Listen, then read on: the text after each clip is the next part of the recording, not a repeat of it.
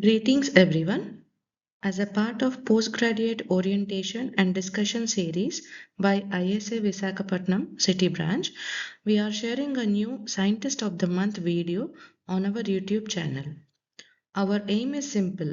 Videos are easier to remember, especially for exam going postgraduates. So please log in every month and watch the new scientist video. It will definitely help you revise smart and retain better. And subscribe to Anesthesia Diaries. Happy learning. The first scientist that we are going to talk about in this series is Dr. John Snow. Dr. John Snow is known as the father of modern anesthesia and also as the father of modern epidemiology. Dr. John Snow was born on 15th March 1813 in York, England, to William and Frances Snow. He has done his medical apprentice with William Hardcastle and he joined the Hunterian School of Medicine. He is a member of Royal College of Surgeons and started his own practice at the famous Soho Street, London. In 1843, he graduated as a Bachelor of Medicine from University of London and he took his doctorate of medicine in December 1844. Before knowing the contributions of Dr. John Snow in the field of anesthesia, we need to understand the state of anesthesia before him. Both ether and chloroform were administered using open drop method. There was no understanding of dose response relationship and the depth of anesthesia was unpredictable.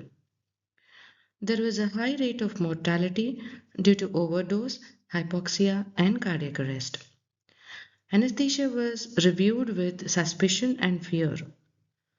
But John Snow has recognized that the lack of standardization was the main danger and set out to correct this. One of the most important contributions of John Snow to the field of anesthesia is his experiments with ether. He experimented with ether to see its effects on respiration. He has also published a short work titled On the Inhalation of Vapor Ether, one of the earliest textbooks on the subject. His contributions include absorption, distribution, and elimination of ether. He correlated inhaled concentration with clinical depth of anesthesia and has described progressive stages of anesthesia, correlating clinical signs with depth, which was an early precursor for the modern staging systems. John Snow was known for his designs and custom ether inhalers that allowed controlled mixing of ether vapor with air, gradual induction, and reduced risk of overdose. He is one of the first physicians to study and calculate doses for use of ether and also chloroform. Within 2 years of ether introduction, Snow was the most accomplished and most sought after anesthetist, and most of the principal surgeons suddenly wanted his assistance. He has improved the inhaler every year, which has contributed as the prototypes for new age vaporizers. This is the picture of a ether inhaler prototype, which has enabled a safe and controlled administration of a vapor for surgeries as well as childbirths. The key features include water bath. The inhaler's core compartment was made of tin or copper plated box holding water vapor, which heated in the ether chamber to maintain a consistent temperature, ensuring stable vapor concentrations. It contains a sponge which increases the surface area of the vapor and enhancing evaporation. A control delivery system, which is regulated by a stop clock and a flexible tube, allowed precise control over the amount of vapor reaching the patient.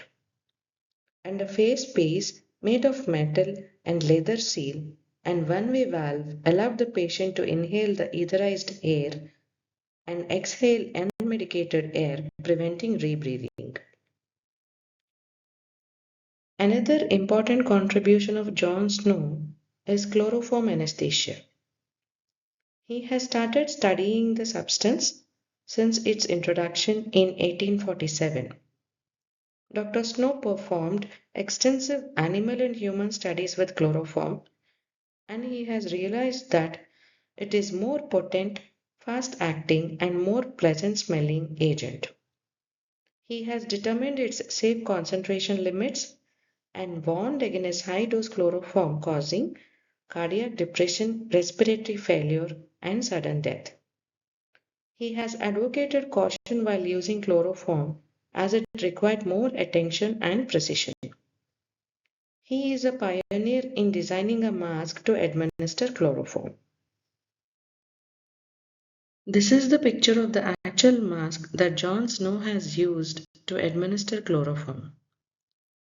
As you can see, this mask was displayed in Wood Library Museum of Anesthesiology. The experience of John Snow with obstetric patients was extensive. He used different substances, including ether, emmeline, and chloroform, during the delivery of pregnant women. John Snow believed that it would be safer if another person that was not the surgeon applied anesthesia.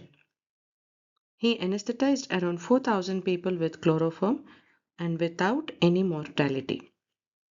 Queen Victoria asked John Snow to administer chloroform during the delivery of her eighth and ninth children in 1853, King Leopold, and in 1857, her daughter Beatrice.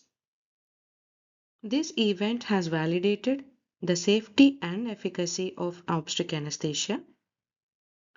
It overcame religious and moral obligations and led to widespread acceptance of anesthesia, especially in obstetrics. The contributions of John Snow in other fields of medicine are also noteworthy. During the cholera epidemiology in London, he has used the help of a dot map to locate the source of the infection to a street pump in Broad Street, which has marked the milestone in modern epidemiology.